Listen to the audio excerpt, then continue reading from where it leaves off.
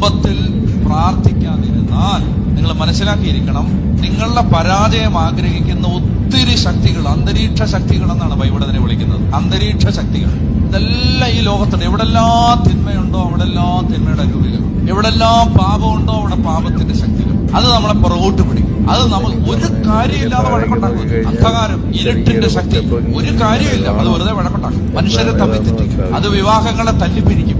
അത് കുഞ്ഞുങ്ങളെ നല്ല രീതിയിൽ വളരെ അനുവദിക്കില്ല. ദൈവികമായ ഒരു അന്തരീക്ഷം സൃഷ്ടിക്കപ്പെട്ടില്ലെങ്കിൽ അവിടെ ദൈവികമായ കാര്യങ്ങൾ സംഭവിക്കില്ല. ഡെസക്രേറ്റ് ചെയ്യും പിശാച്. അവന് നല്ലപോലെ അറിയാം സ്ഥലങ്ങളെ മലിനമാക്കുവൻ. അപ്പൊ നമ്മൾ ശ്രദ്ധിക്കേണ്ട ഒരു ജാഗ്രത എന്ന് പറഞ്ഞാൽ വീട്ടിൽ നിർബന്ധമായും പ്രാർത്ഥിക്കണം.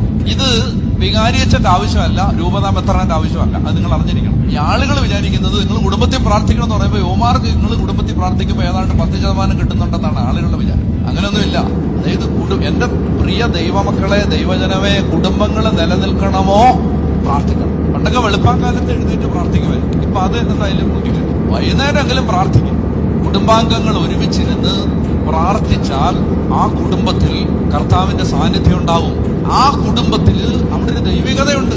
ഞാൻ നിങ്ങളോട് സത്യമായിട്ട് ഞാൻ പറയുകയാണ്, ഒരു വീട്ടിൽ കാല് കുത്തിയാൽ അറിയാം അവിടെ പ്രാർത്ഥന ഉണ്ടോ ഇല്ലയോ എന്ന്. ആരും പറയണ്ട, നമുക്ക് അറിയാതെ അവിടെ ദൈവാത്മാവ് ഉണ്ടാവും, അവിടെ വെളിച്ചമുണ്ട്.